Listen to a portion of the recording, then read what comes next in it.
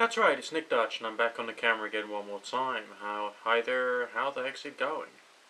It's, somewhere in the region of about 3 o'clock in the morning. I've had yet another disrupted night's sleep because of the bad weather. We've had a thunderstorm. But also a curious phenomena had occurred after the first bout of rain, which eventually came to an end.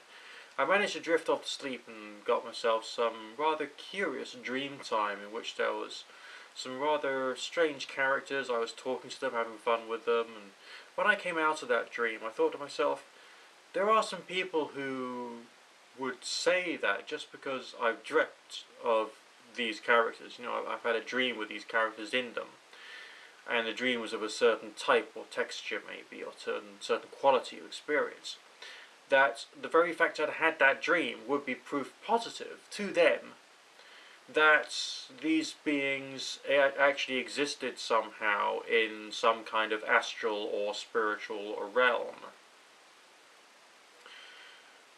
But I thought to myself, whether that's true or not, I'm never going to be able to know. And then I started thinking with even greater passion and even anxiety to a certain degree into the center of the room. How could I ever know?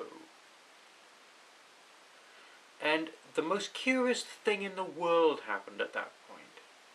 And it was just after I'd thought that phrase, you know, how can I ever know? I heard a phrase, and the phrase was,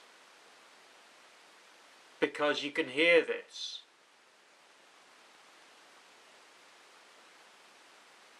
It was being said by a male voice, quite a powerful male voice, not menacing, but assertive.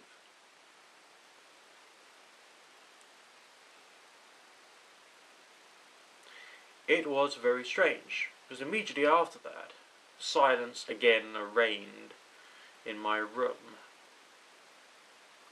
leaving me rather, I would say, slightly disturbed, because the voice was clearer and louder than any other apparent spirit voice I'd heard. It was obviously plainly happening inside my own mind, but what had triggered it, and why had it been triggered in that particular way, and why did it answer a question which I had placed to the apparent spirit beings?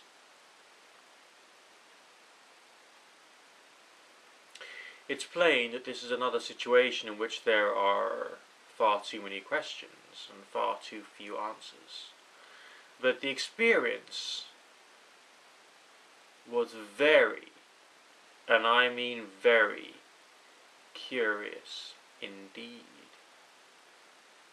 It's the kind of experience which, if I was a lesser man, I would probably use as hard and fast proof of a spiritual reality. And if I was a lesser man, I would say that it's all my practice with meditation which is bringing me to the point whereby I can have these very short interchanges and dialogues with these apparent entities. But of course I'm not a lesser man, and therefore I would have to carry on continuing to be skeptical and rational, but still to carry on aspiring to have more of these very, very strange experiences.